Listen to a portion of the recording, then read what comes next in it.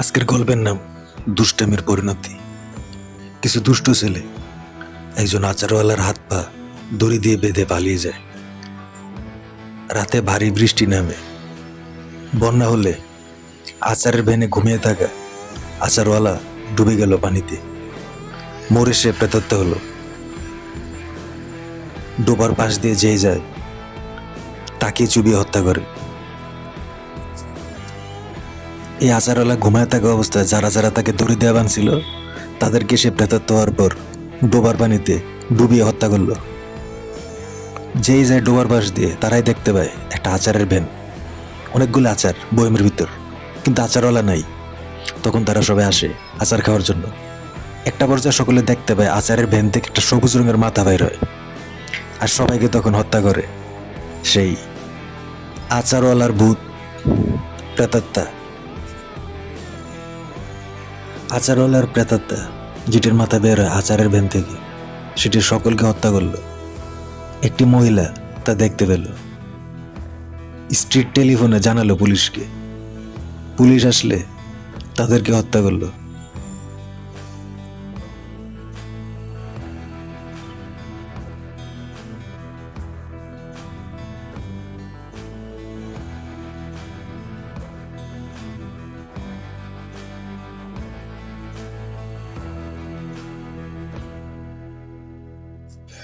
স্টেডিয়ামে খেলা চলা অবস্থায় সকলকে হত্যা করলো।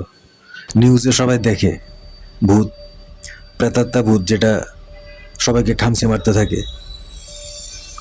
সবাই তখন অন্যত্র পালানোর চেষ্টা করে, শুধুমাত্র একজন জানতে পারেনি। সে নিউজ দেখে সে সারাদিন ব্যস্ত ছিল কম্পিউটারে গেম খেলাতে।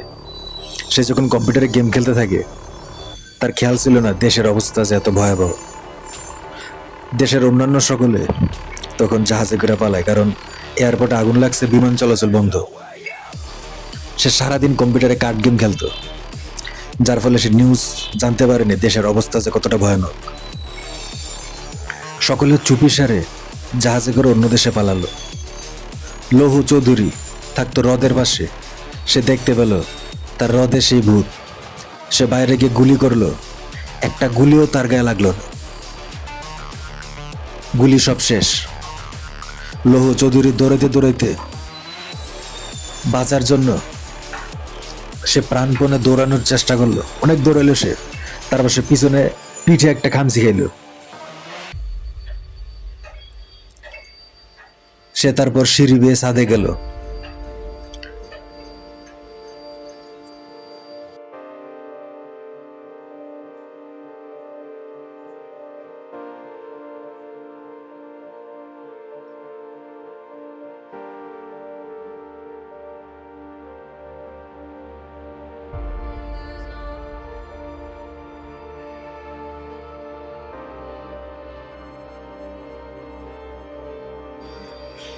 কিন্তু ততদিনে তাকে ছেড়ে জাহাজে করে সবাই অন্য দেশে চলে গিয়েছে, আর সে শুধু এই দেশে একা। সে গুলি করতে লাগলো প্রচুর, কিন্তু সব গুলি শেষ। সে তখন দৌড়াইতে দৌড়াইতে সে ছাদে গেল।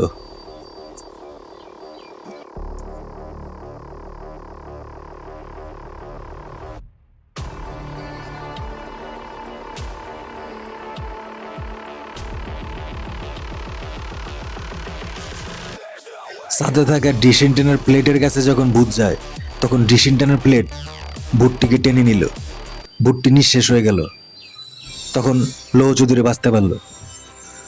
সকলে আবার অন্য দেশ থেকে দেশে ফিরে আসলো ও সুখে শান্তিতে বসবাস করতে লাগলো।